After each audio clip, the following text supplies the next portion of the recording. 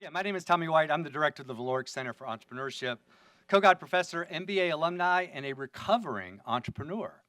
On behalf of American University, the Kogod School of Business, and the Valoric Center for Entrepreneurship, welcome to our second annual Business and Entrepreneurship Hall of Fame ceremony. We're honored to celebrate our 6 incredible inductees with such a distinguished group here today, including AU Board of Trustees members Gina Adams, who's our chair, Mark Duber, Mehdi Hiravi, Marjorie Cross, Judge Lee, Alan Meltzer, and inductee Jeff Sine, as well as former trustees and inductees Stuart Bernstein and Gary Cohn, as well as some former trustees here, Joanne Driggs, Ambassador Valdez, and Neil Kerwin. Also attending today are AU deans, senior leadership, our athletic leadership, faculty, alumni, Hall of Fame committee members, members of the President's Council, our inductees, guests, and of course our students. President Alger will be joining us shortly as he's finishing up a live interview on WAMU. Today's an amazing celebration, folks, of the entire entrepreneur spirit championed by our first Hall of Fame inductee, Robert Kogod. His generosity, commitment, and leadership have shaped the future of American University and the Kogod School of Business. We are grateful to have him here today with us. Thank you, Mr. Kogod.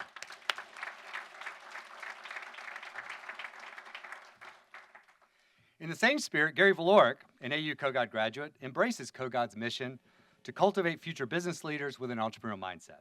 In October 2023, he, his brother Michael, and their family made a transformational gift, strengthening our commitment to bold entrepreneurial student leaders.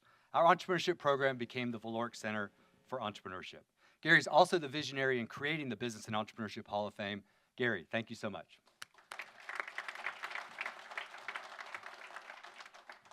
At the Valoric Center for Entrepreneurship, we champion Gary's spirit by promoting a risk-taking and dreaming mindset across campus. Since 2014, we've helped thousands of students through hands-on workshops, events, courses, and competitions.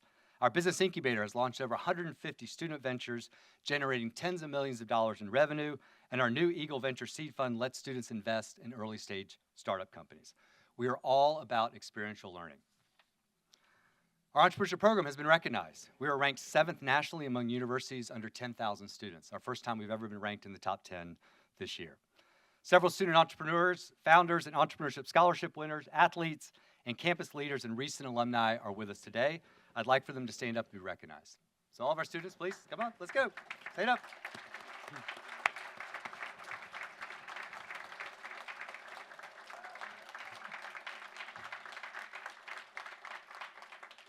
I know many of you will one day be listed in the Business and Entrepreneurship Hall of Fame. My question to you is, who's going to be first? Not a single hand up? There we go, Jackie, thank you. Yes, the first hand up on there. Remember, folks, this is why we're all here. It's for the students, Speaking of students, all of our inductees today were once students at American University, fumbling their way through classes, engaging in campus activities, attending a party or 2 or 3 or 4, and dreaming. And by the looks of this year's list of inductees, well, they were all dreaming very big. Successful business people embody an entrepreneurial mindset. Bold visionaries who take risk, embrace failure, thrive as resilient, innovative problem solvers, and drive solution-focused ideas. The Business and Entrepreneurship Hall of Fame honors American University alumni for their outstanding business achievements, entrepreneurial spirit, impact in business, nonprofits, and governments. Each fall, we seek nominations from the AU Alumni Network, and a select committee of alumni, student leaders, faculty, staff, and local leaders choose the inductees. I would now like to invite all of our members of the Hall of Fame committee to please stand up and be recognized.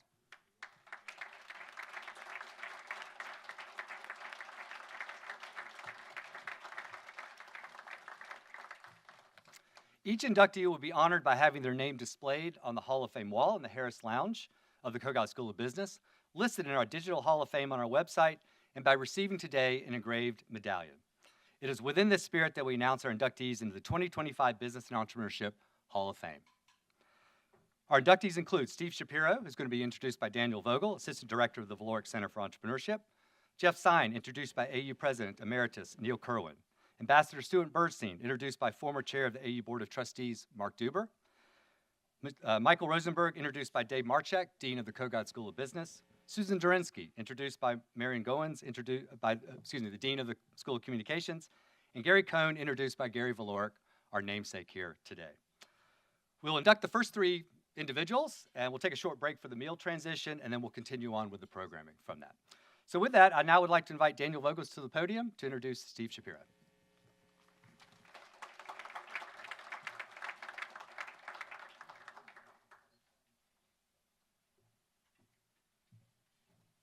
Thank you, Professor White. So when I asked Steve Shapiro to tell me the origin story of his love affair with American University, he shared that it all started in an accounting classroom over at Kogod, where he was not a particularly great student. And his professor, John Quigley, worked at a data processing company, and his company was interested in hiring AU students. So John invited Steve to come work at his company. So I think we can all agree, AU made that shidduch, right? So professionally, Steve seems to have found and shaped the cutting edge over and over and over again, whether that meant working in early computerized accounting, or the nascent cell phone industry, or more recently in healthcare technology. And all the while, he's remained deeply committed to American University. So Steve served on our alumni board. He served on the Dean's Advisory Council. He even worked really closely with Professor Holmberg to develop what is now the Valoric Center for Entrepreneurship. So thank you for getting us started with that. He's spoken in numerous classes, judged countless competitions, and I think you can say authentically that Steve is not just an inspiration to our students, he's also an active mentor. So we're so deeply grateful for that. Through it all, Steve has remained deeply dedicated to the state of Israel.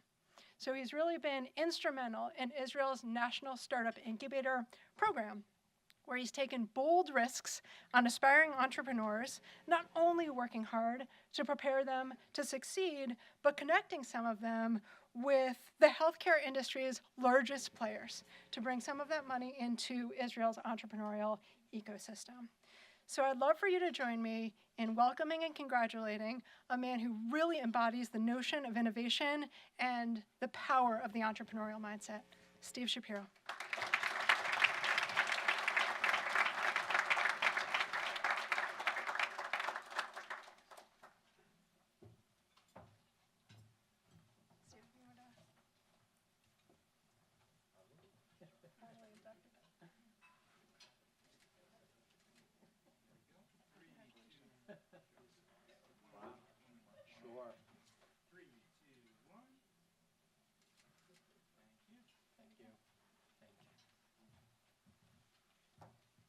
Thank you, Professor Vogel. Sure.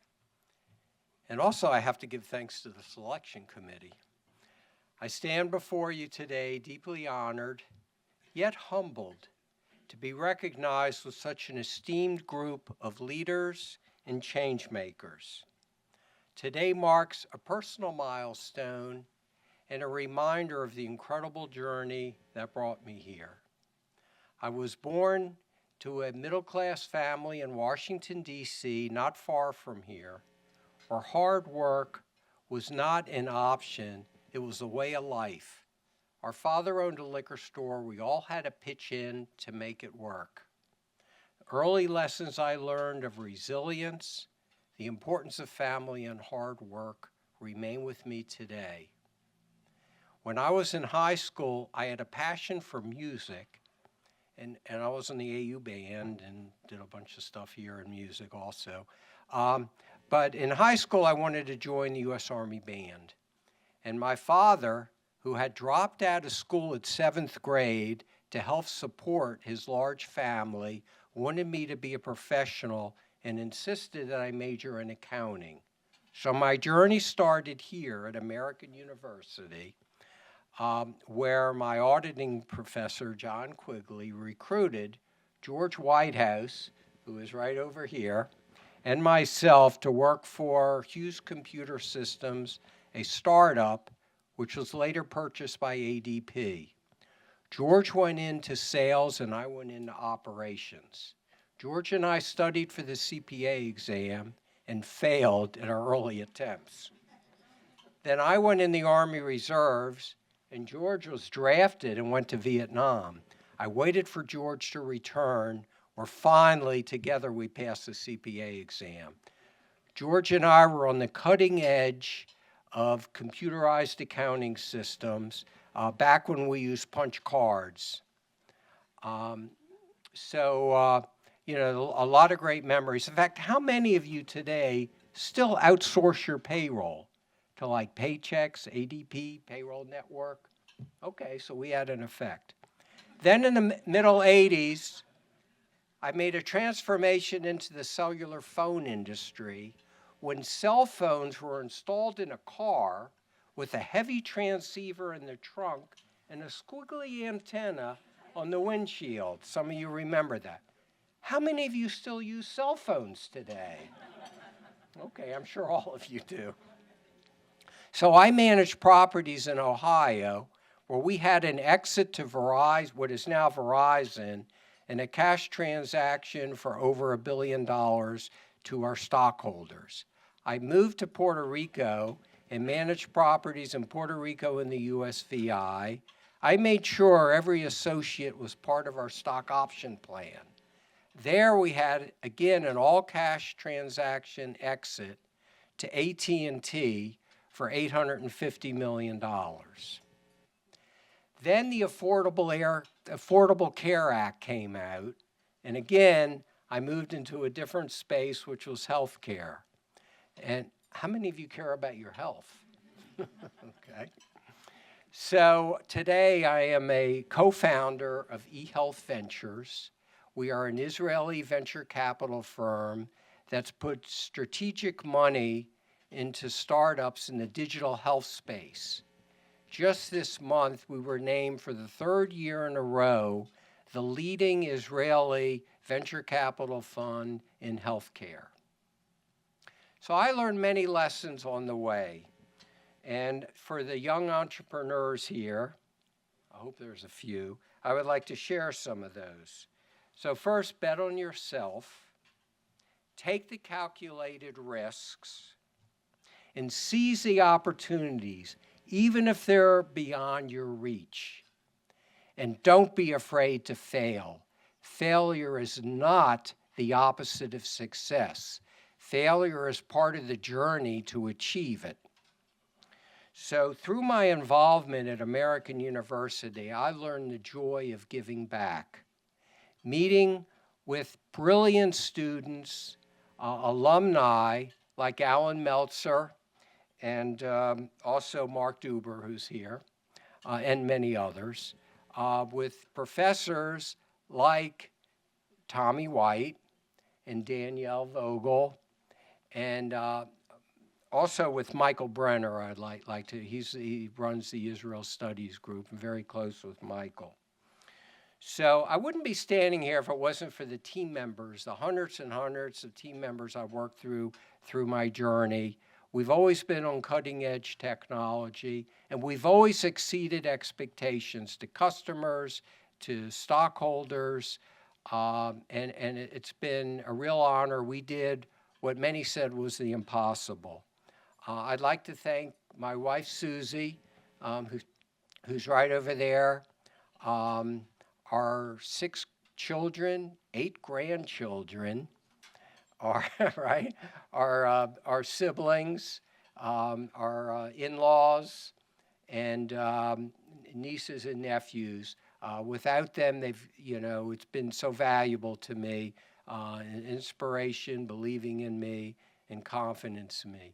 Thank you again for this great honor, and congratulations to my fellow inductees.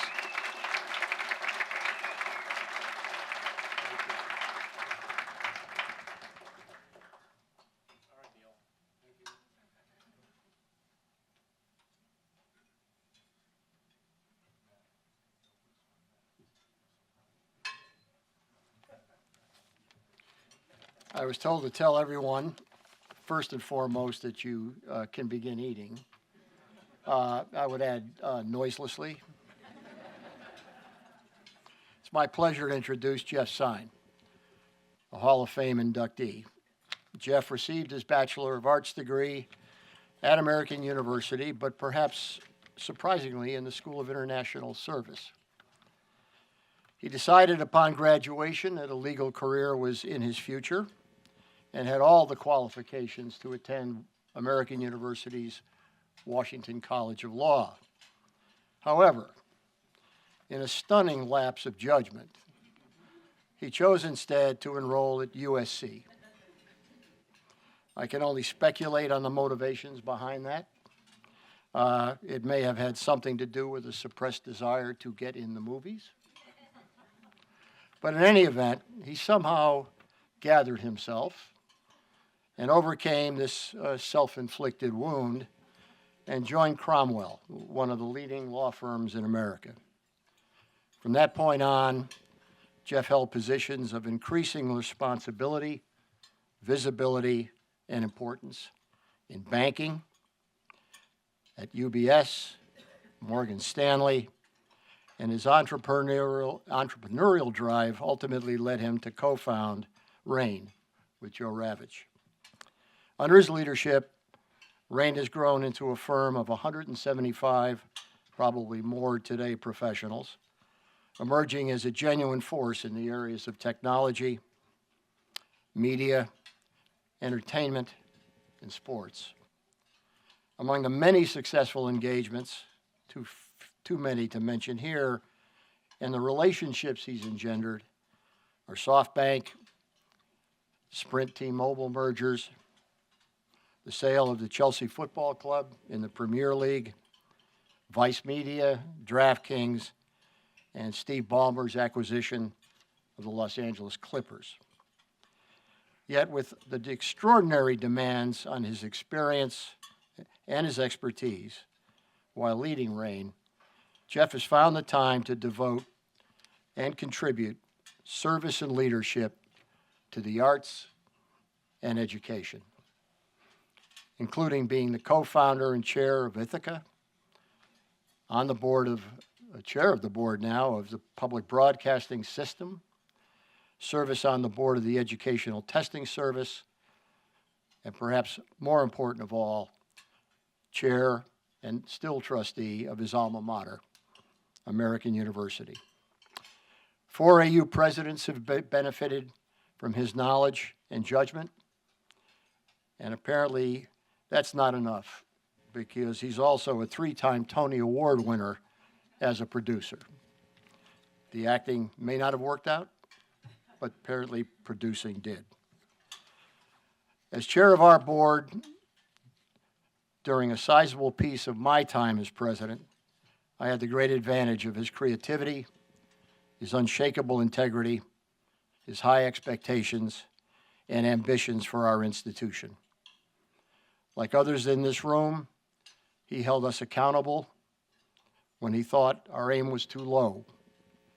We are a much better university as a result. As I look back on this extraordinary lifetime of achievement, I can only imagine what could have been had he gone to AU Law School. I congratulate the leadership of the Kogod School of Business for their choice of Jeff as a member of this Hall of Fame. It speaks well of its judgment, its ambition. He represents, with our other inductees, a very high bar. It's my honor to present Jeff Sine.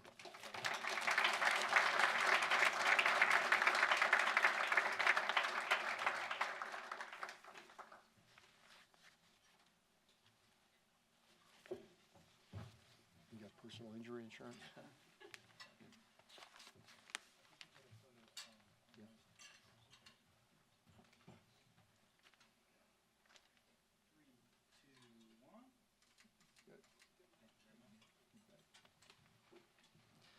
Neil, thank you so much.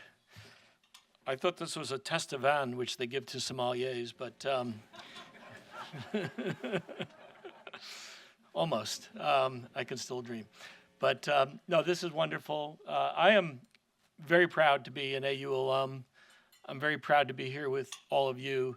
I want to especially recognize my fellow trustees who are here in the audience. And one of the things that's taken place during my time as a trustee, which is about a little over 20 years now, is that AU has really blossomed into a culture of philanthropy.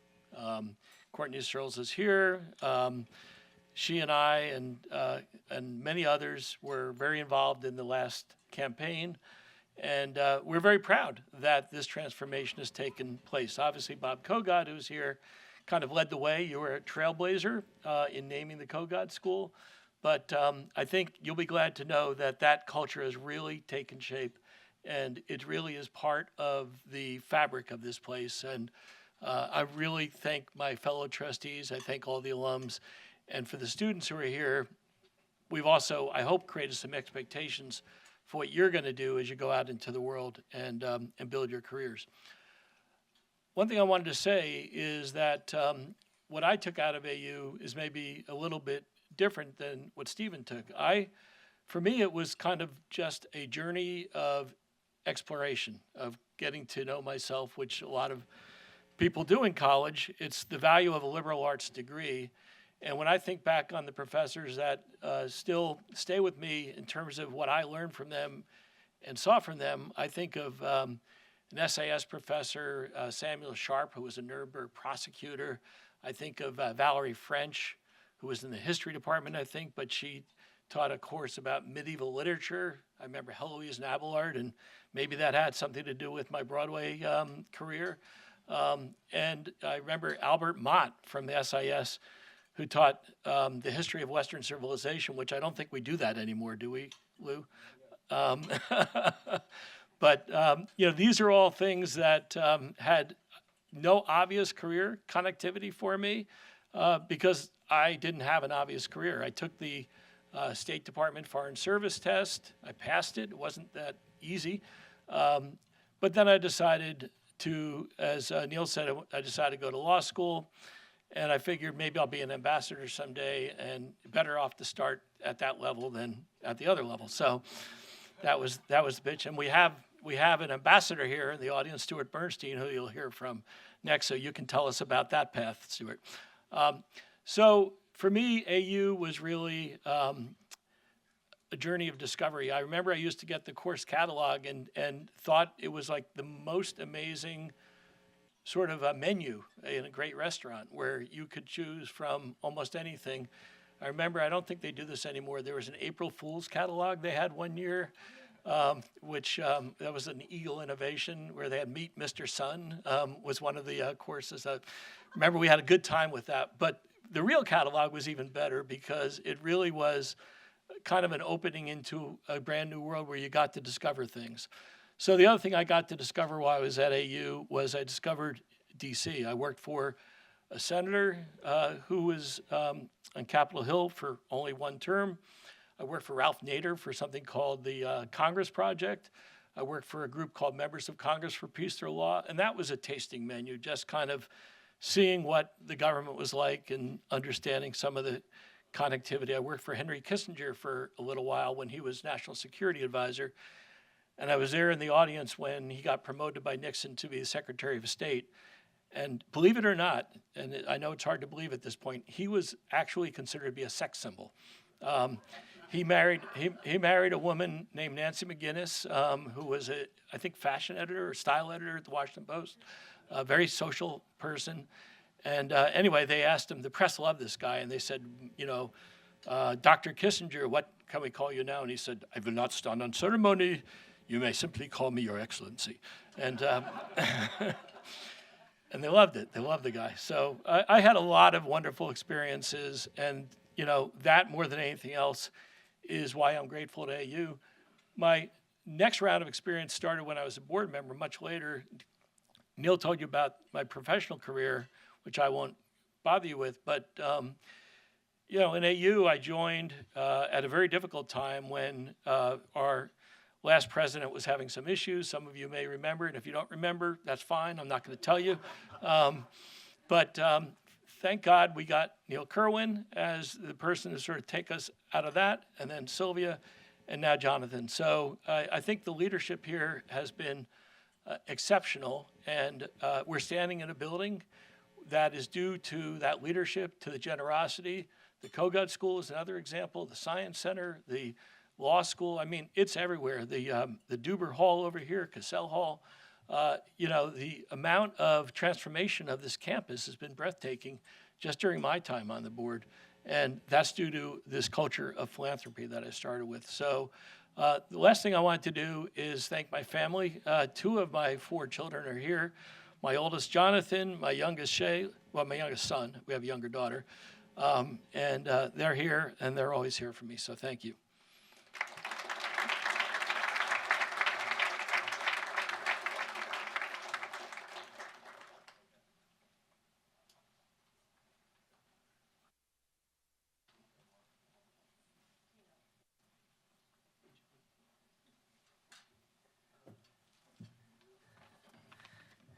Good afternoon, everyone. It's an incredible honor to stand before you today as we celebrate the achievement of some of American University's most distinguished alumni, true change makers who embody the spirit of innovation, leadership, and service. I have the distinct pleasure of introducing a very special friend to me and my family, my business partner, beloved friend, Ambassador Stuart Bernstein. I've had the honor of working with Stuart for 45 years since I met him here as an intern. Hear that, students? I've admired Stuart for so many facets in his remarkable career in business and diplomacy, mostly for his unwavering commitment to service, to philanthropy, to community, and his positive attitude. A proud graduate of the Kogod School of Business, Stuart has spent decades building a legacy rooted in integrity, civic responsibility, and global engagement. Currently, Chairman Emeritus of the Bernstein Companies, Stuart helped grow one of Washington, D.C.'s most respected real estate development and investment firms. Under his leadership, our company not only thrived financially, it also became known for its deeply rooted ethical standards and its long-standing commitment to the city it calls home. But Stuart's influence extends much further than the business world. In 2001, he was appointed by President George W. Bush as the United States Ambassador to Denmark, a role in which he served with distinction. As ambassador, Stuart brought the same principles that guided his business career, diplomacy, relationship building, and a deep sense of duty to the global stage. He has remained an active leader and philanthropist, serving on numerous boards and contributing meaningful to causes ranging from education to healthcare to international diplomacy. But through it all, he's never lost sight of where it all began, here at American University. Page turning's not that easy. Today, we recognize Ambassador Stuart Bernstein, not just for what he's accomplished, but for the values he represents: excellence, service, and a deep belief in using one's success to uplift others. Stuart, on behalf of the American University community, the Kogod School of Business, it is my great privilege to welcome you into the Kogod School of Business Hall of Fame. Please join me in congratulating Ambassador Stuart Bernstein.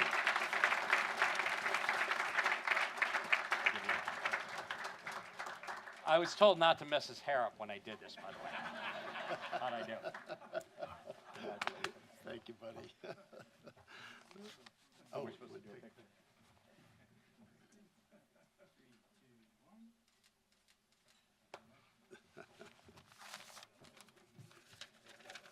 Thank you, thank you, thank you. You know, I've had some successful deals in my day, but at one of the top of the list is the day I hired Mark Duber for $3 an hour. Don't hear that, students. And 45 years later, he's my dearest of friends and a business partner. I want to say that I'm sorry my wife couldn't be here. The love of my life since we were childhood sweethearts. Whatever has happened in my life or whatever I've achieved, I could not have done it without her. But I am blessed to have with me today my son Adam, my grandson Brenner, my dearest friends and business partners, Mark Duber, Joe Galli, and David Duber, and two of my dearest, close, longtime friends, Alma Gildenhorn and Nancy Duber.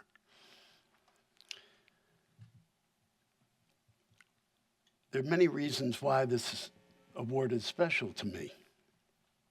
The first is because of my love of my alma mater and the impact it's had on my life and my career. Another reason that's important to me is because someone who I've known a long time and has been a long-time friend, Bob Kogod, has created this and all he's done for American University. He's someone I've admired, looked up to, and respected for a long time.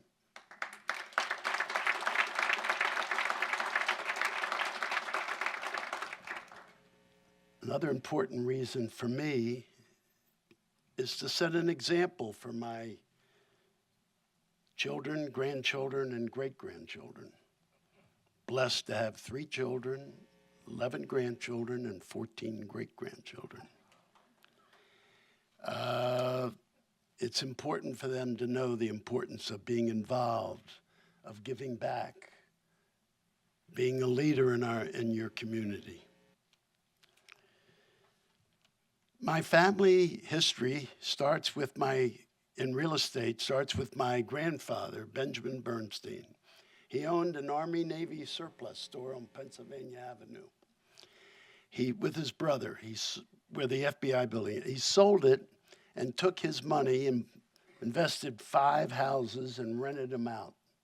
And that was the beginning of our real estate. And then my father, Leo Bernstein, formalized the company in 1993.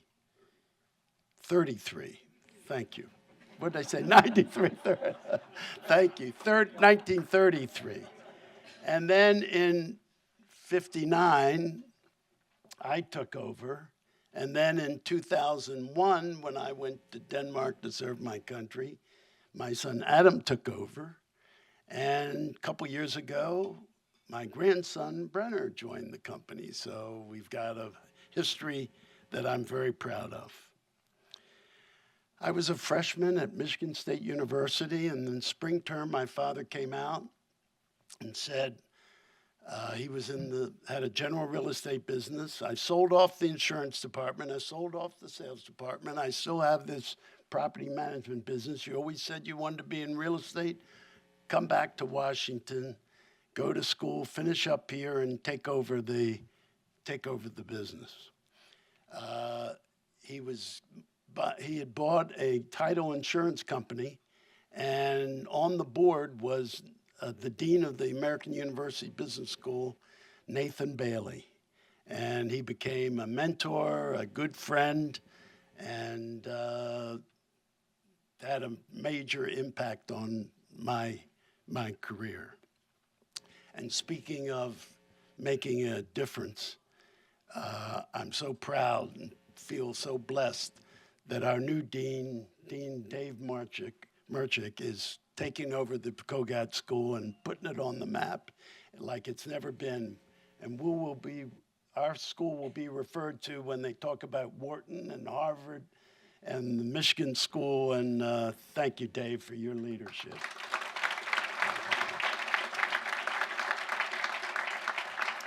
I can't help but give out a shout out to Neil Kerwin, who, next to Bob Kogod and I, has probably been associated with this university more than anybody else in this room. And I can't tell you how much I loved working with Courtney Searles on this last campaign. She's a special person. My time at AU, I made some of the greatest friendships, some of the greatest relationships that are longtime friends. And I had such a good time. I created and started a real estate fraternity called Rho Epsilon. And I joined Phi Epsilon Pi, where Dr. Saeed played a major role in having that happen. And I just have such great memories. Lou Goodman and Don Brenner, one of my favorite professors, and Colonel Van Way and Wheaton, and it's been a hell of a ride. My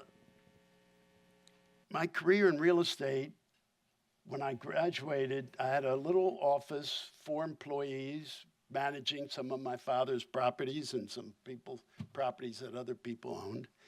And when I graduated school, I had a few bucks, and so I started buying and selling houses, fixing them up, putting new kitchens, bathrooms. Then I went to buying, I'm telling this story for the young people. Then I would buy 20, 30-unit apartment houses, and I didn't have money to buy them, but I syndicated them. I'd take in family and friends, $5,000, $10,000, and buy a building and put new kitchens, fix it up, paint it. Brenner always liked having the best lobby, the nicest looking project. And from there, I got into some garden apartment development, did garden apartments, did office buildings, did some high-rise apartments, and started buying properties that had income to carry them, so bought some motels. And Mark Duber was so good at running the motels, we got into the hotel business, and today I'm proud to say that one of the motels we bought on Wisconsin Avenue is now a 1 million square foot complex with Marriott's headquarters and a very fine Marriott hotel. The next major impact on my career was, as a student, I went to Europe and I saw that everybody lived in apartments, but they owned them. Oh, I knew in America, in the States, is we had co-ops for home ownership. So I was the first one to buy an apartment house and convert it to condominium, and had a hell of a ride doing that for quite a few years. So let me close by talking about lessons learned.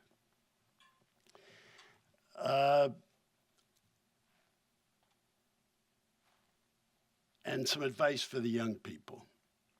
I would say the values and the things that I learned the most was loving what you do, working hard, knowing your business, knowing what you do.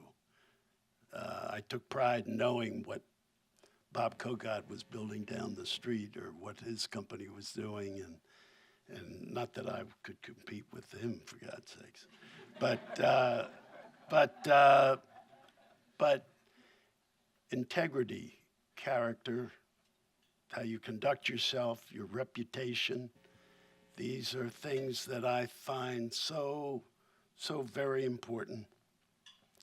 And I would have to close by saying I'm still feeling very blessed, very busy, interacting with grandchildren. Brenner in real estate, and another grandson in a startup business I'm doing. So I'm having a ball. I'll be 87 April 9th, and I'm loving life and feeling blessed. And I'm going to close by just saying, thank you, AU. Thank you for all you've done for me and my family, in my career and my life. I love you.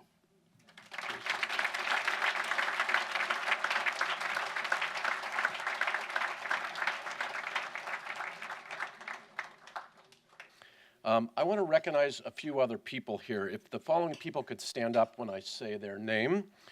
Colin Smalls.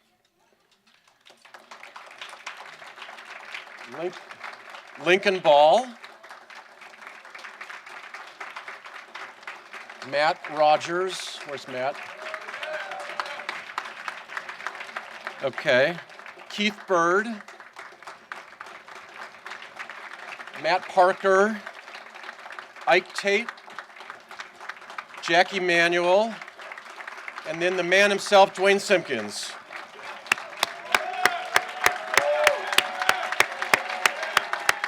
Oh, Nate Bollinger. Thank you for everything you've done. Matt, Godspeed. You made us all proud. Bender was rocking this year. It was like Cameron. It was so loud. Dwayne, we love you. Thank you for everything you do. I'm pleased to introduce President John Alger, our 17th president. He will be, his formal inauguration is tomorrow. We celebrate him tonight. He's a distinguished leader in higher ed with decades of experience at Rutgers, at University of Michigan, 12 years as president of James Madison University. He put that school on the map. He's one of the leaders in the country on civic education. And one of the things that I really admire John for is the universities have been a challenging place for the last couple of years. Would people agree with that? John has successfully lowered the temperature at AU in a very positive way, and that has really been great for our student body and the whole university community. Thank you for being here. I know it's a busy couple of days for you, but our president, John Alger.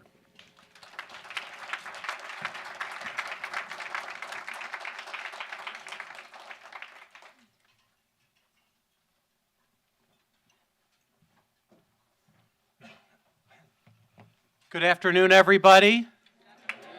Great to see you all here. This is literally the all-star cast in this room. I think, can we lock the doors for a couple of hours, Dave? I think we could solve all the world's problems, I think, with this group here. But what a terrific, terrific group. And please keep eating. But I do want to thank Dean Dave Marchek for his tremendous leadership here at the Kogod School. You are making Bob proud, Dave. I'm convinced of that. So thank you. I also want to thank Tommy White, who of course is the director of the Valoric Center and the Valoric Center team for helping our student entrepreneurs. I understand we have 30 student ventures in the incubator right now, is that right? Which is very exciting, so thank you, Tommy.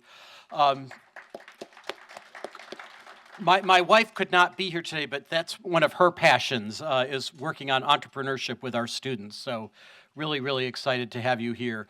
And of course, we have a lot of very special honored guests. We have a number of members of our board of trustees, Gina Adams, Mark Duber, whom you've heard from, Mehdi Haravi. Marjorie Krause, I guess, was unfortunately ill, so she could not be with us. But Judge Lee and Alan Meltzer, I hope I've gotten all of the, and of course, two that are being inducted, Jeff Sine, and of course, our former trustee, Ambassador Stuart Bernstein. So thank you all for your leadership of the university. Can you hear it for them? Oh, there's Jeff, okay. And I am looking at one of my predecessors, President Emeritus Neil Kerwin. Neil, thank you for all you've done for this place. I know there are big shoes to fill, and I really appreciate your leadership.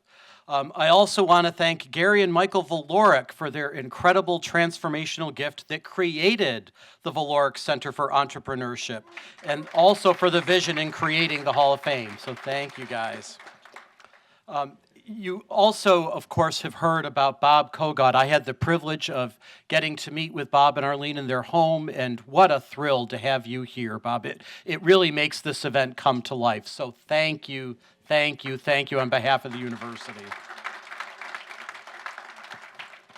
And of course, we have a tremendous incoming class, right? Pretty exciting. So Steve Shapiro, Jeff Sine, Ambassador Stuart Bernstein, Michael Rosenberg, Susan Zirinsky, and Gary Cohn. We are so proud of all of you. You think about the wide range of businesses and industries that these folks have been involved in, from finance and entertainment to one of my personal favorites, candy. That was a lot of fun to visit, I have to say, and healthcare.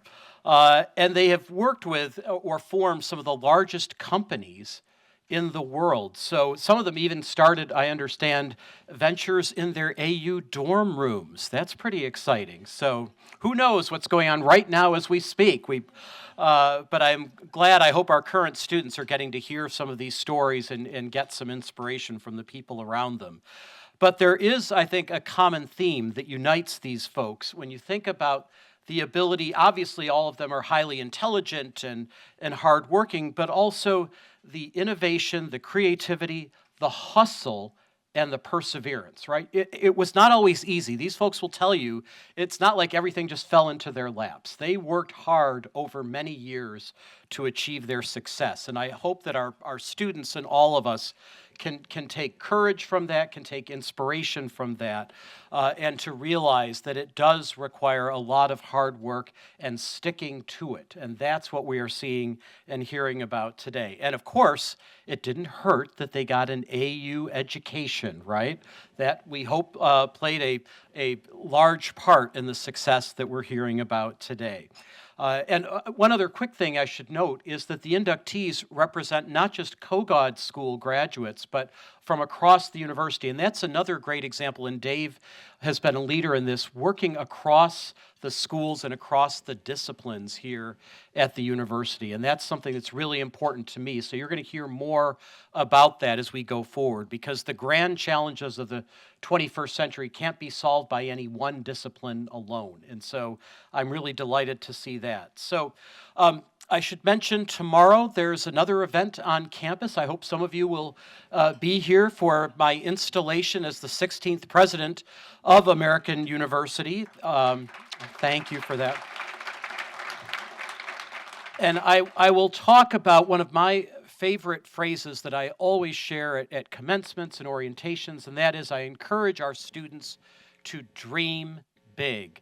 And how fitting that we have students here, including some of our basketball student athletes and others, to get to hear about big dreams that have actually come true from people in this room. It's really great for our students to get to hear your stories, and certainly for me, as I reflect on the events tomorrow, to know that we have people in our community that have dreamed those big dreams and have achieved tremendous success in so many different fields. So thank you for inspiring me, for making those words come to life. And as we say, once an eagle, always an eagle. Thank you all so much for being here.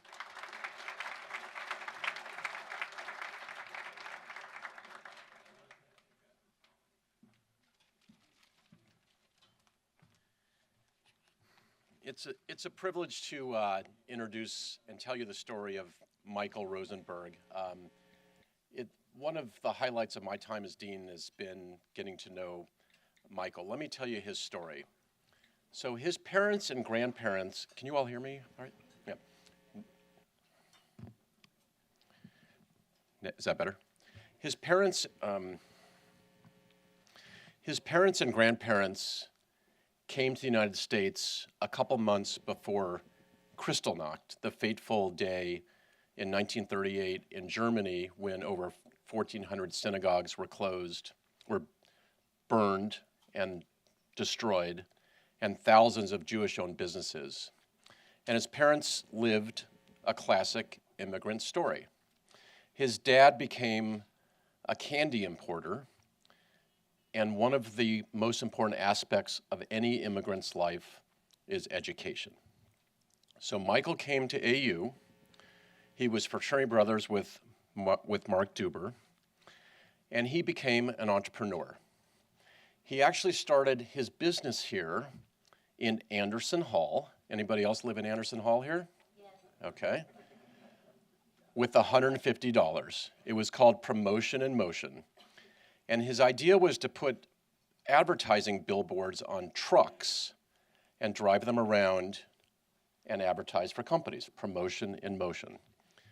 That venture actually didn't work out, but he was inspired by his dad, who was a candy importer, and he said, I'm going to go in the candy business. Okay? So that $150 became one of the world's largest candy companies today. Today, his company makes Welch's fruit snacks. He invented these. I know, actually, I'm going to embarrass Jackie Manuel. Jackie, just stand up for a second. Okay. Jackie's 6'6", chiseled, was the NCAA champion at North Carolina, and I was telling him about Michael's business yesterday, and he said, Welch's, that's my main food group. So there is a lot of fruit in here, Jackie, and so this business earns $500 million a year, this one's candy, okay? And Michael's business earns over $1 billion a year, operates in 40 countries, and along with Mars, it's one of the largest privately held candy companies in the world. I mentioned Michael's parents and the importance of education for a reason. So like many entrepreneurs like Bill Gates and Steve Jobs, they didn't finish their degree. So as I was talking to Michael's brother, I learned that actually Michael left AU early before getting his degree. And even though he's had just extraordinary success that many of us could not dream about, it always bothered his parents that he didn't have a degree. So we went back to the registrar and said, can you just check how many credits short he is? Because maybe like Alan Meltzer, he can come back and finish his degree. So the registrar went, and this was a while ago, so they went to Microfiche, looked up his record, and actually, to our surprise, he had enough credits to get an AU degree. So we have a little surprise for you. I'd like to invite the president and our provost, and we have a cap and gown. And Michael, would you come up here? So I'm pleased to introduce to you the inductee into the Hall of Fame and the most recent American University graduate, Michael Rosenberg.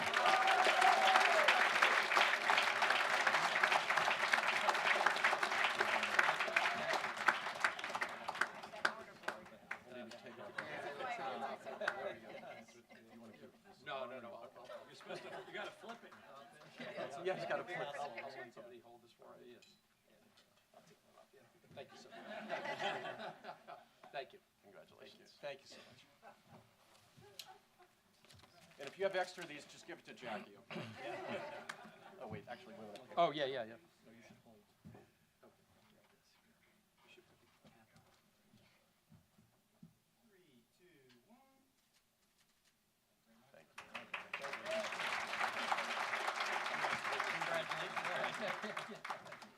you so much.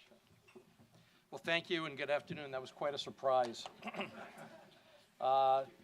So Dean Marchik, President Alger, I'm humbled to be part of this distinguished group and feel privileged and honored and so grateful to be recognized by AU. My hearty congratulations to all the inductees on their incredible achievements. And I also just want to say how grateful I am that my brother Paul, my sisters Don and Dorette are joining us today, my son Mark Rosenberg, and one of my colleagues, Jason Tuber, who actually works here in DC. We have a government affairs office. He's Senior VP of Government Affairs is here. And I'm going to talk about Gail Brenner in a minute. I know that Don Brenner's name was mentioned before, but I'll get to that in just a moment. Thinking back of the many talented and accomplished classmates I had here at Kogod and the thousands who have come through these doors, please indulge me. But I'm reminded of years ago when one of my closest friends, Neil Beckerman, then president and CEO of Unilever, was one of the 10,000 players who entered the World Series of Poker and remarkably made it to the final round. Neil was very proud and texted around 100 of us back home to let us know he was close to winning the $8.5 million prize money. He was thrilled to share that he had knocked out Phil Hellmuth, the most winning World Series player of all time, and was going to be interviewed on national television by ESPN. Within only moments of sending that note, Bob Rosenblatt, a real estate attorney and one of the 9 rotating players from Neil's weekly hometown game, messaged back, Neil, make sure on that broadcast they know you're at least the 5th or 6th best player out of our group of 9 here in Woodcliff Lake. So perhaps the message for me today should be the same as it was for Neil, which is don't be so humble, you're not that great. Especially when considering the many accomplished people who have come through these doors and certainly deserve recognition. Included in that would be last year's inductee, and I was awed to hear of Bob Kogod's illustrious career and especially of his incredible philanthropy. Bob, unbelievable.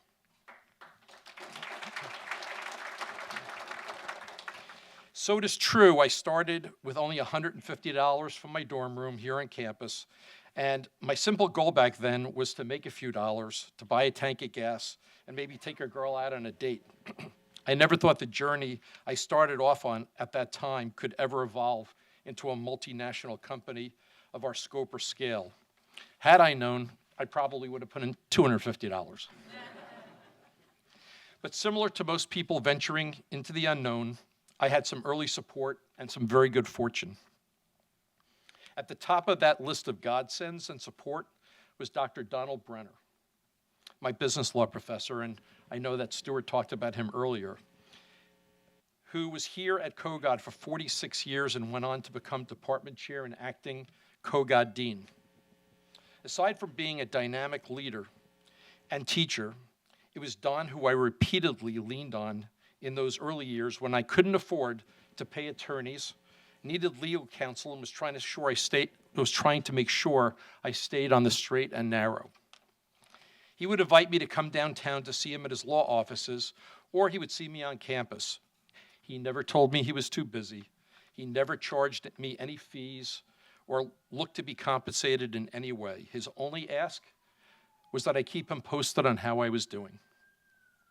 And so for over 35 years, until his passing in January of 2015, Don and I spoke regularly.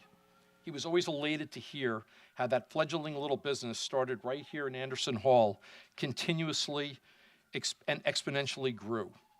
I can only imagine his joy today, knowing how our company has done and seeing that I'm getting this acknowledgement.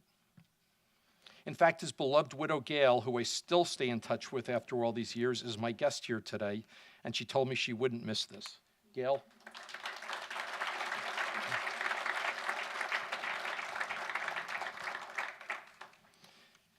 So like some of those who spoke earlier before me, this is for the students who want to pave that uncharted path and pursue their entrepreneurial dreams. Look directly around you in your immediate circles. You will likely discover the best resources for unbiased and invaluable guidance are Make Ready, are close at hand, and probably likely right here at AU. Do not allow setbacks or roadblocks temper your enthusiasm. Those challenges come often, sometimes in droves, and often come at the worst moments. Ray Kroc of McDonald's famously stated, "Nothing can take the place of persistence." And you heard that just a few minutes ago. And I believe that. And I've lived that, and I preach that. Tenacity is a main ingredient to success. Thank you for this great, great honor.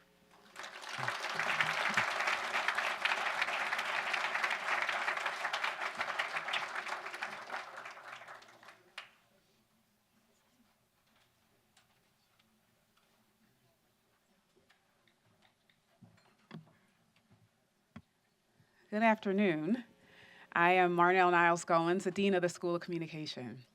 I'm just going to tell you a quick story about Susan Zirinsky before I go into my notes. I began here at AU in July of 2024, not a year yet, and my advancement team gave me a list of notable AU alums who graduated from SOC.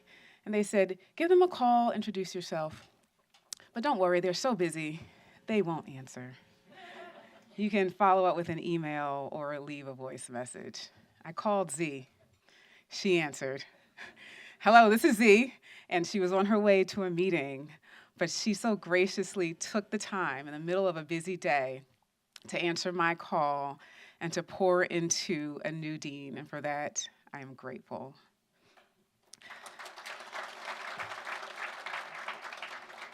So this afternoon, we celebrate an extraordinary pioneer whose vision, courage, and relentless pursuit of excellence have not only shaped the landscape of journalism, but also inspired generations to dream bigger.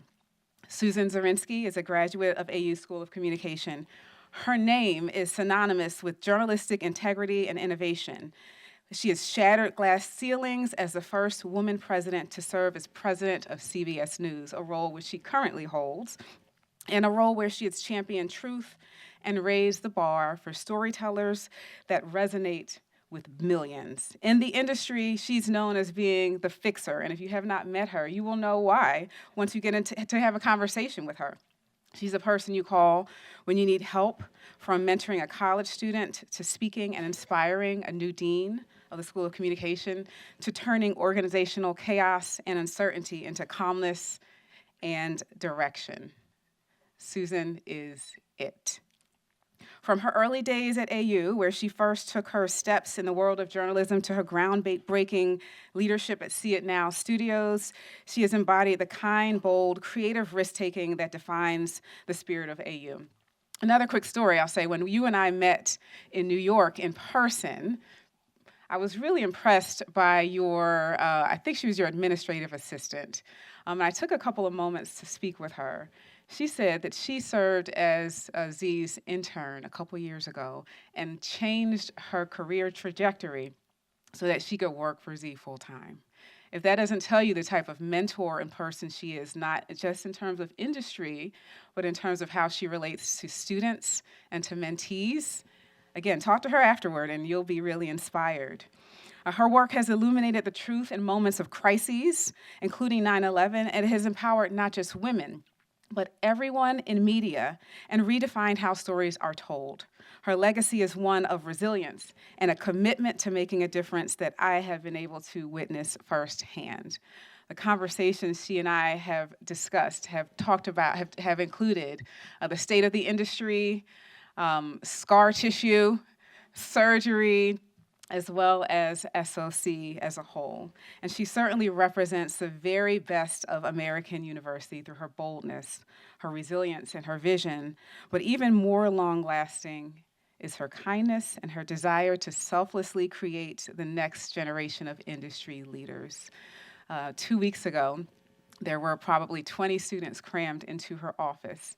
And just as she poured into me as a new dean, she poured into those students who came excitedly afterward, thanking me for allowing them to spend time with her. She reflects the values of the Kogod Hall of Fame: leadership, innovation, and impact. Please join me in welcoming and celebrating Susan Zirinsky, a pioneer, a trailblazer, and now a Hall of Famer.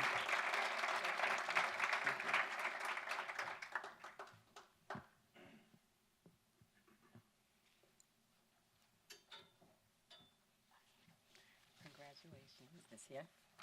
You are amazing. Thank you.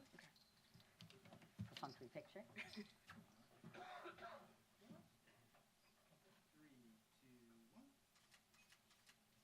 Thank you.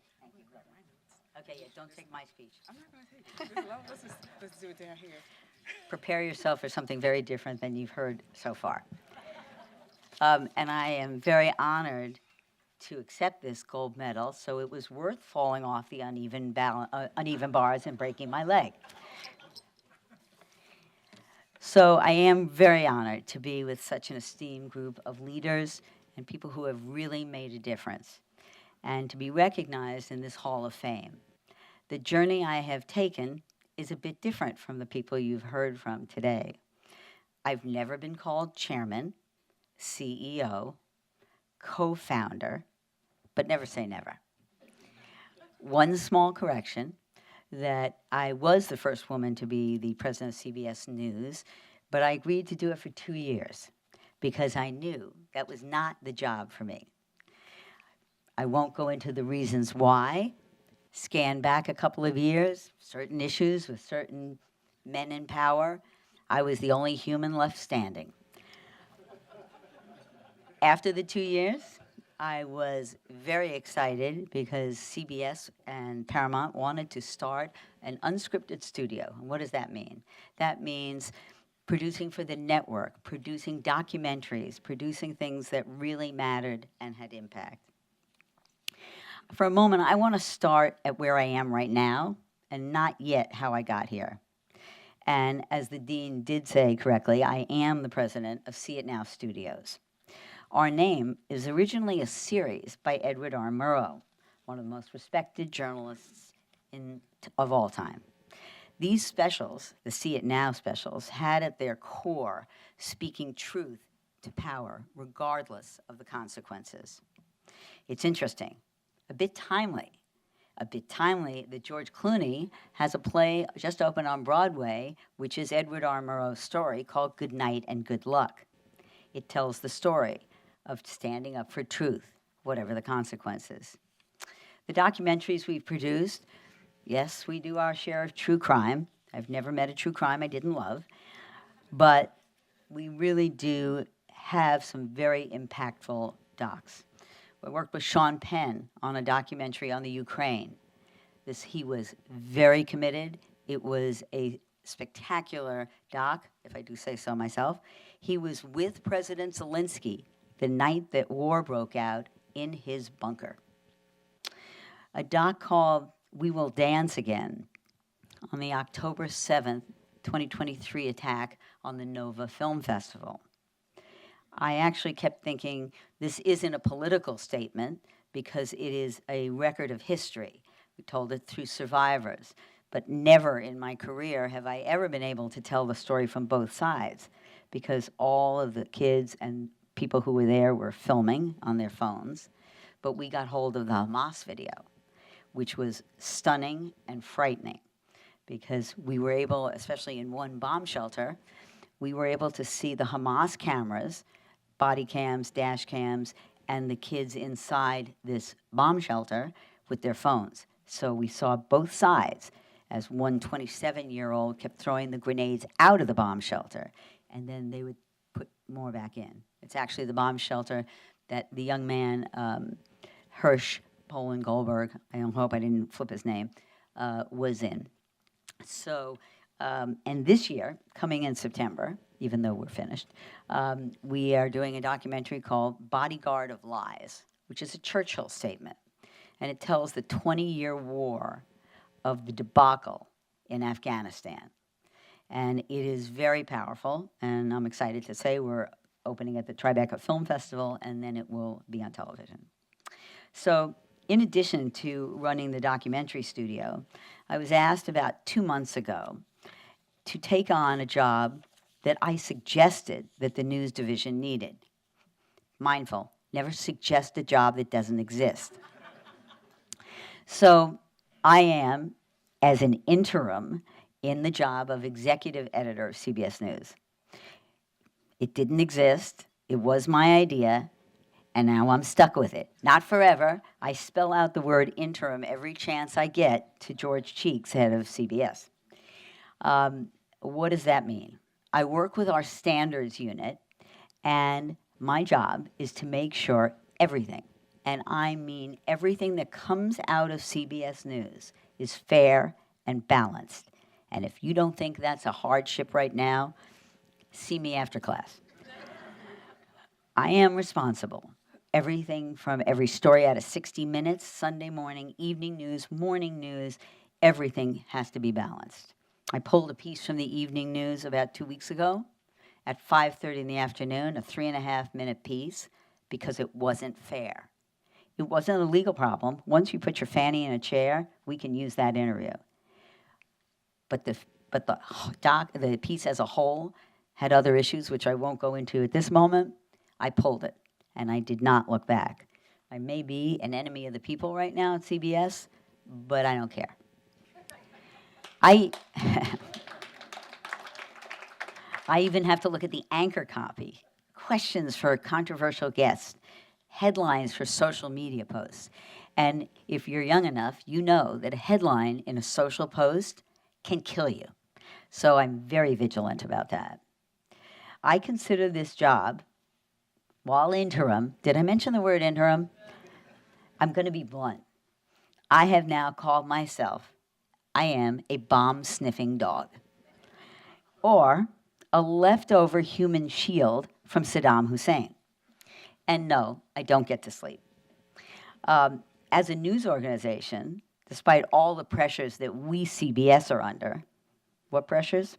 A $20 billion lawsuit from President Trump, an FCC investigation, and a pending corporate merger.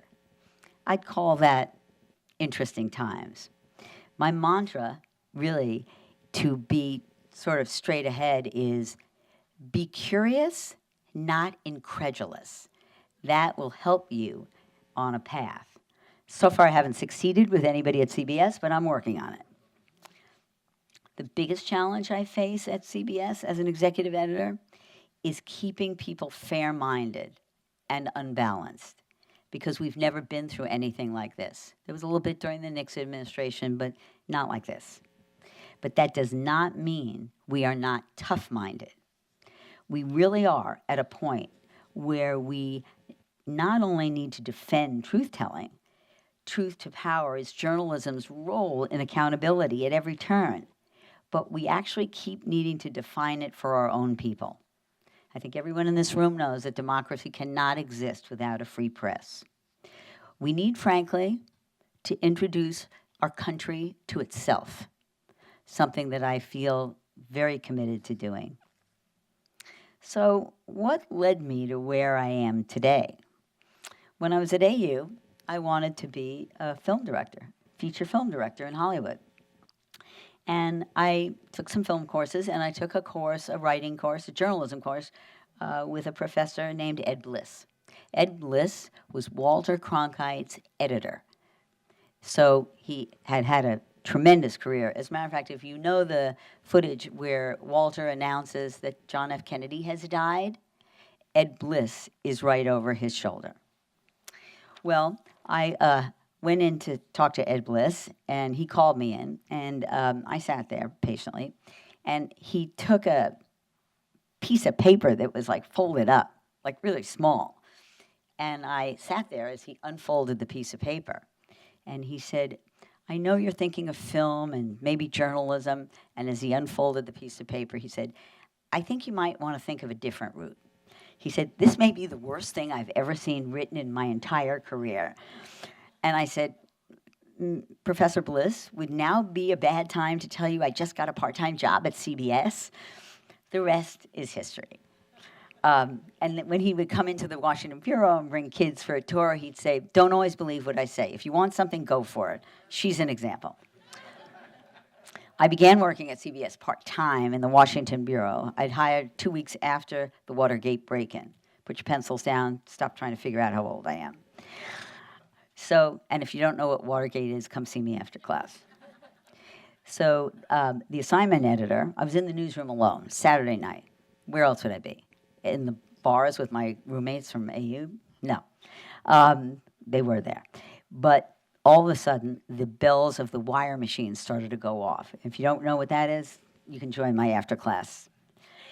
They were ringing and ringing and ringing, and I ran over, and I read that the embattled President Richard Nixon had fired the special prosecutor named Archibald Cox and accepted the resignations of the Attorney General, Elliot Richardson, and the Deputy Attorney General, William Ruckelshaus. It was called the Saturday Night Massacre.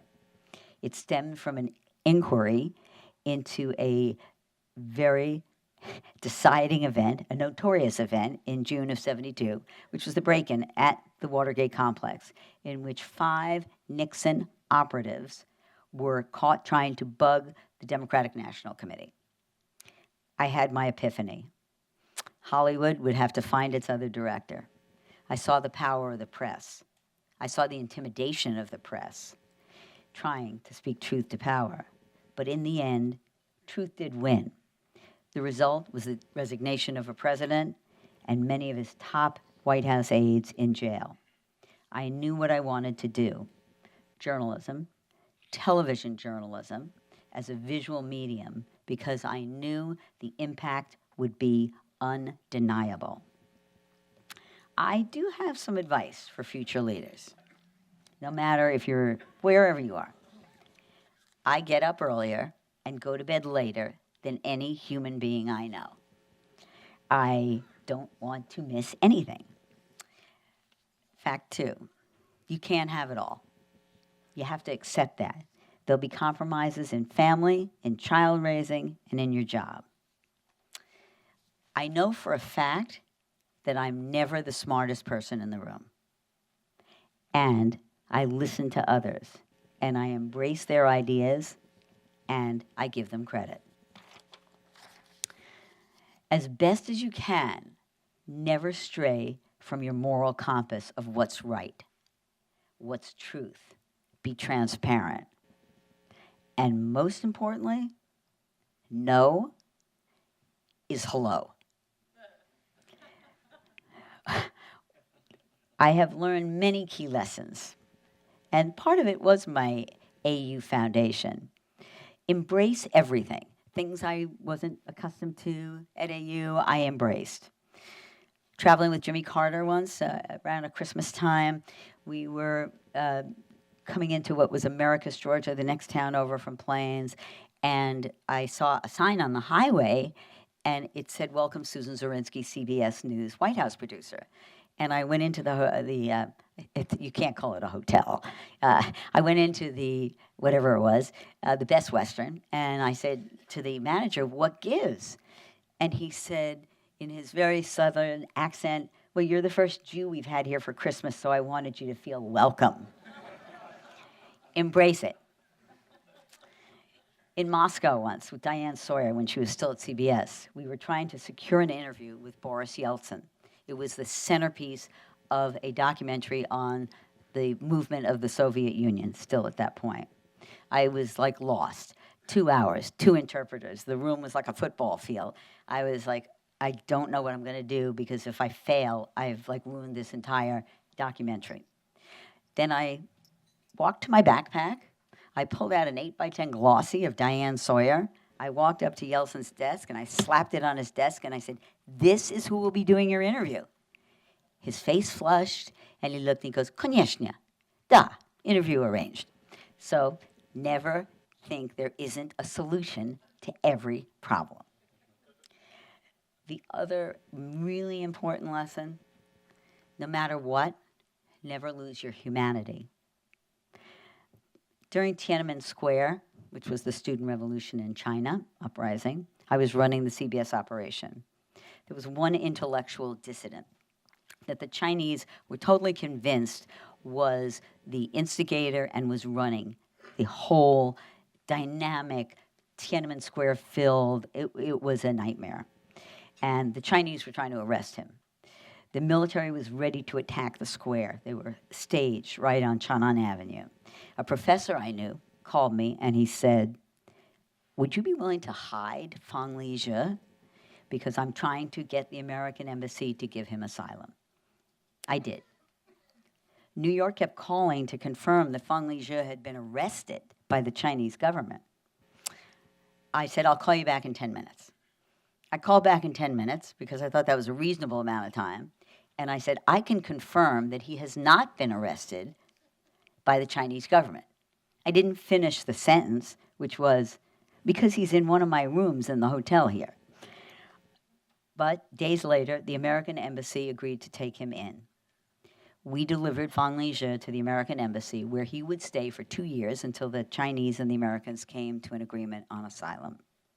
I never told New York, because at that moment, I felt the need to be a human being and save somebody's life, because I knew the military would kill him.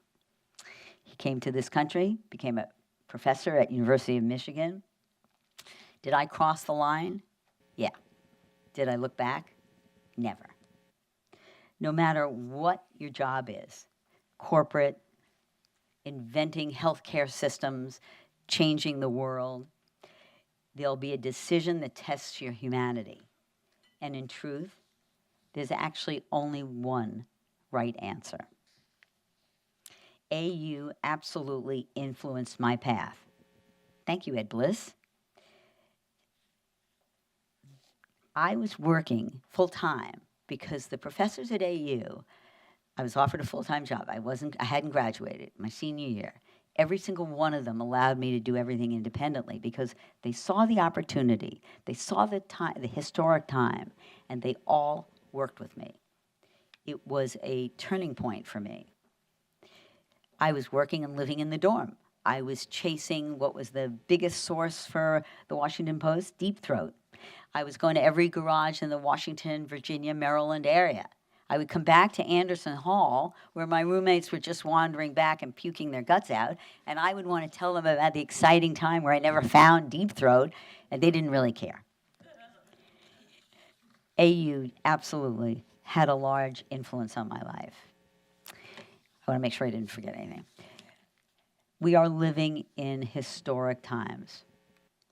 I think that for me, my opportunity and the professors at AU, some of whom I am still in touch with, allowed me to break the normal course of events. I may never get to sit in a boardroom, but I have gotten a front seat and been a witness to history. And it began right here at American University. And for that, I'm eternally grateful. Thank you.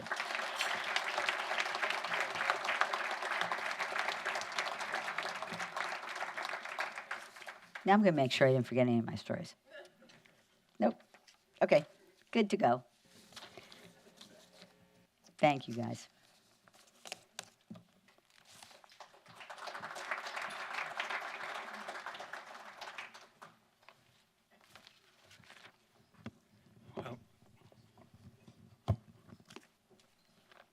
It's with immense pride and heartfelt honor that we gather today to induct Mr. Gary D. Cohn into the American University Business Hall of Fame.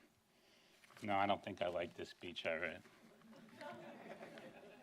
I am deeply honored to induct Mr. Gary Cohn into the American University Hall of Fame.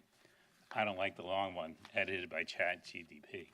Let me try the one by Perplexity. Gary D. Cohn, a legacy of resilience, leadership, and philanthropy.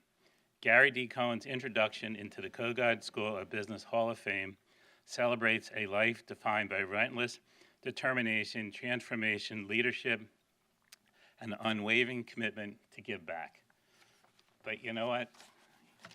I'd rather just speak about Gary because he doesn't need a detailed thing like that. In fact, we don't have to spend a lot of time talking about Gary's past because you've seen his mug all over TV. You've read about him in the press. And the things he's done are fairly easy to understand. He spent 26 years at Goldman Sachs, including 10 as the president and chief operating officer. While he was there, he made many transformations in the trading and the debt markets, and in fact, the things that he did there have been copied by other firms on Wall Street. Gary's been the assistant to the president of the USA for Economic Policy and a director of the National Economic Council. He's currently vice chairman of IBM, and since he's been there, the value of the company has tripled in value. So you don't really need to say much about that because it speaks for itself. At AU, we don't have to say a lot either because he's a legend. He spent 16 years on the Board of Trustees. He endowed a chair in finance. He's given numerous scholarships to people. He's contributed to buildings and has an unwavering commitment to the school. In fact, he told me when we were talking, he really appreciated how much he learned when he was here at American. And when you're here, you don't really appreciate what it is that you do learn. I first met Gary when we worked on the concert committee together. We produced a lot of great acts together. He was a lot more serious than me.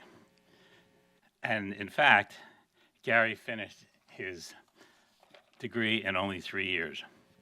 I never imagined that he would become a global rock star of the magnitude that he has become.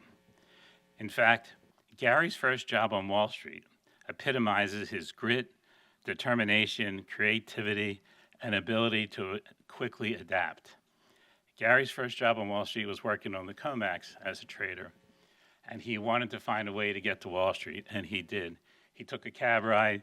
He convinced a person that he knows options that he really didn't know, but he spent the weekend learning it, and by the time Monday came for his interview, he was an expert. Quick on his feet, found a way, gritty, the American way. I remember visiting Gary at Goldman Sachs in 2008 in the middle of the great financial crisis. Visiting Gary at Goldman Sachs was truly a pleasure. You'd go up into the executive offices, and then you'd wait to get your time to see Gary. And then he was telling me a story about how he was in this meeting when Goldman was forced to take money and become a bank holding company. How many people get an opportunity to sit and actually see these things in real life? We read about them in the paper. Gary's lived them and made transformations, and certainly has made a mark in the financial systems. I remember in 2016, I visited Gary at Goldman, and he was contemplating what his next move was, whether he sticks around at Goldman to become the CEO, or does he leave to pursue something else? And I said to him, Gary, you'll do great at whatever you do. You know all these people, you have great contacts and great experience. And it's hard enough to succeed once, but to have a second act is pretty amazing. And so Gary left, and his second act still speaks for itself, and his accomplishments are incredible. I asked him what his key to successes are, and he said it's the ability to instantly access and learn risk and reward and make decisions. That brain's like a computer processing information constantly. Also, he doesn't dwell, and when something's not working, he moves on. Gary's actually found balance in his life. He splits his time between IBM, sits on the board of 4 private companies that he has great influence on. He's on the board of trustees of the NYU Langone Health. He chairs the New York Langone Orthopedic Hospital. Most importantly, he spent time with his wife, Lisa, who he's been married to for decades, his 3 daughters, 2 son-in-laws, and now 1 grandson. I've watched this guy transition from a member of the concert committee into a truly accomplished, amazing businessman, and it's truly been a pleasure. Gary, we'd like to welcome you into the Hall of Fame.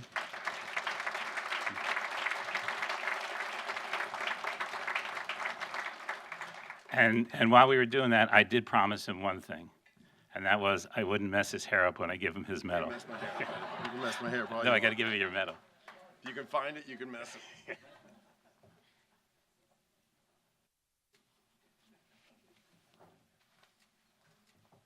Come over here.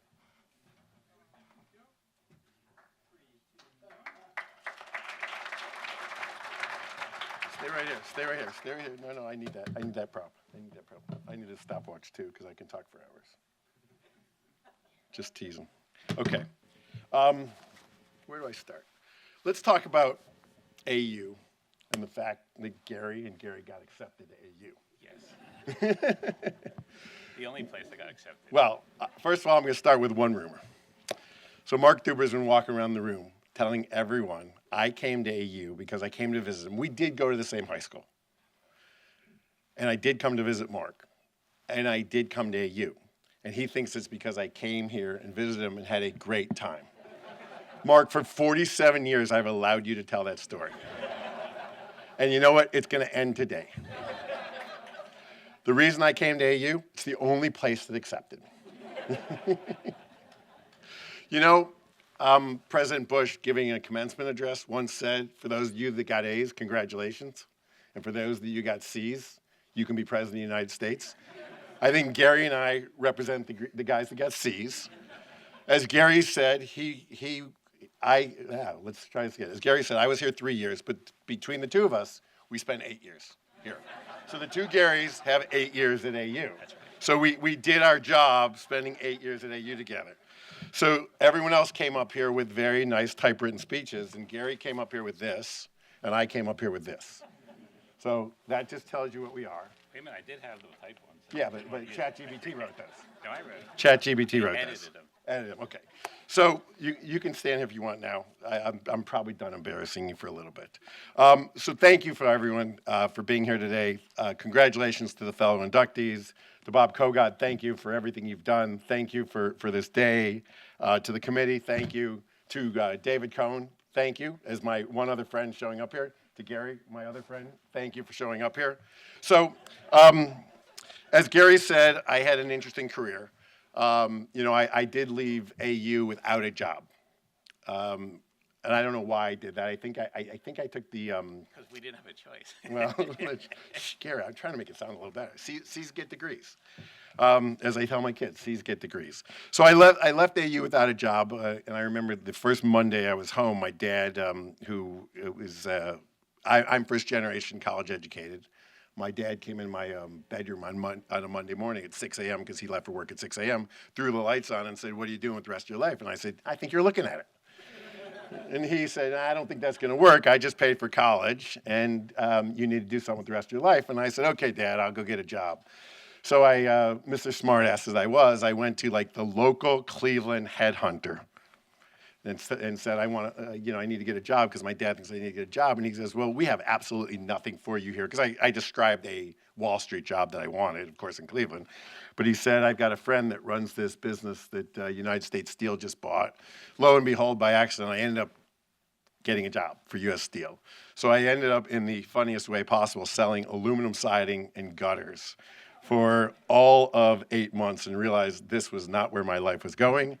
As Gary said, I got myself to New York. While I was working for U.S. Steel, I got myself to New York. I did jump in a taxi cab with a complete stranger and convinced them to give me a job on a Friday afternoon. Did go home and study and got a job on Monday. Went down on the floor of the exchange, traded my own account, traded my own money for about 8 years. From there, Goldman Sachs hired me to come in and be a proprietary trader in their business. I did spend the next 26 years of my life at Goldman basically taking every one of their broken businesses and fixing it. I ended up merging almost every business they had together. That way I could run them all. So if you didn't merge them together, you had to choose which one you ran. So I took basically a commodities business and made a commodities and fixed income, commodities and currency business. Then we created a commodities, currencies, and fixed income business called FIC, which everyone else in Wall Street did. Then I went over and ran the equities business, and I said, "Hey, we should put these all together. Let's call it the securities business." So we created the securities business, which I ran. Funny story about securities business is I was running the FIC business, fixed income, currencies, commodities, and the then CEO of the firm came over to me and said, "You did such a good job running those businesses. Why don't you go run the equities business?" And I said, "Okay, great. I think that's a good idea." I walked out of his office. I walked back in his office 5 minutes later. I said, "I got one question for you. Where is the equities business?" It was in a different building. I'd never even seen it before. So it's interesting. But I say that because I think it resembles what you have to think and the mentality you have to have if you're going to be successful, if you're going to be an entrepreneur, if you're going to go on and do things. As Gary said, I remember having this conversation with him sort of early or late in my career. Am I going to stay at Goldman and pursue being a CEO? My view is after 25 years, you sort of need to leave a company and need to start over again. And was I willing to commit for another 10 years? The opportunity to go to the White House came. I took it. I did not hesitate. I took it knowing that it might be perilous, and some of my friends and my daughters might not even talk to me for a while. I was willing to deal with my daughters not talking to me for a little while, which was an amazing experience, being able to serve the country. Got done with that, left, and as Gary said, went to IBM, which has been a really fascinating experience for me. I went to a really iconic brand, an amazing company that's going through a major transformation. I'm sort of helping I'm helping a new CEO reinvent an old brand in America. So it's been nothing short of a spectacular career, and I wouldn't be there if I didn't learn some things I learned here at AU.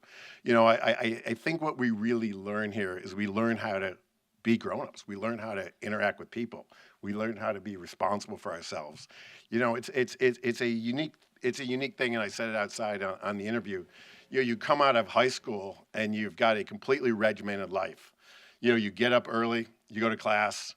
You're in class from 9 to 3. If you're on a sports team, you practice from 3 to 6, and you go home. And if you're a normal person, you do homework. If you're someone like me, you sort of push things around paper and you hand it in and you beg the teacher for a C.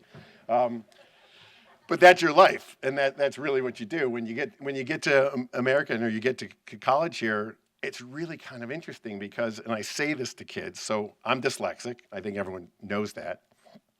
When you get here, you realize, hey, I'm in class like 6 or 8 hours a week. I got a lot of time on my hands. If I can't figure out how to make this work, even if I read slowly, and even if I have to read things 6 or 7 times, I should be able to make this work.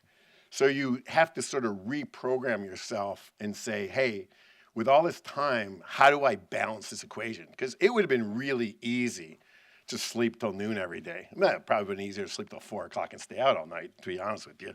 But it probably wouldn't have got what you want. So, I found people here, whether they were professors, whether they were fellow students, it was people around campus that sort of made me focus on what I wanted to do, where I wanted to go, how I was going to reach the things that I aspired for. I had major aspirations.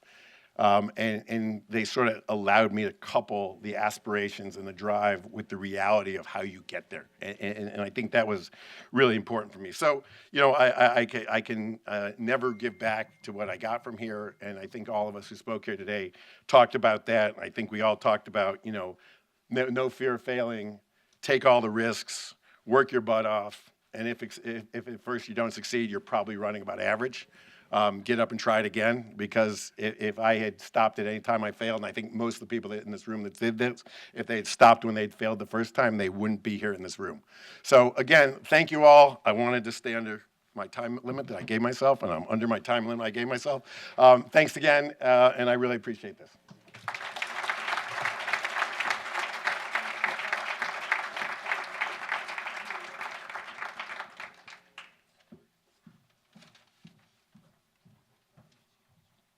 Thank you, Gary. What an amazing way to close out the 2025 Kogod Business and Entrepreneurship Hall of Fame ceremony. I want to add my congratulations to all the inductees today, and also my gratitude for all the ways that you've chosen to give back to AU and be part of our story. It's tremendous to be among people who care so much about this university and our students and their experience. I would be remiss not to comment on someone else here with us today who has chosen very recently to make a transformative gift to our university, which will also change our future and affect our students. Kogod Professor Kent Baker, he went, oh no, is it Christy Lottie? Who went to the bathroom? Like, was there some, I'm looking at you, Z, who was it that went to, it was Christy Lottie. Well, if you don't know, he'll come back in a few minutes. Kogod Professor Kent Baker gave a transformative gift to name our School of Education the Linda A. and H. Kent Baker School of Education, which, yes, thank you. Just another way in which someone in AU's community, like the inductees, find a way to have just outstanding impact on what we do every day. We're going to call up now someone we've talked about many times today and so thankful to have with us, Mr. Robert Kogod, to be part of a picture with the inductees. So if all the inductees could also come up to the stage, we're going to do a picture. Now, you might have noticed we're running a little over time, but you still may want your dessert, and you can have it, we promise. If you can stay, please do. We'll be serving dessert. If not, if you have to go, we understand, but we thank you for being with us today and hope that you have a wonderful rest of the week and can be part of other inauguration events. Thank you.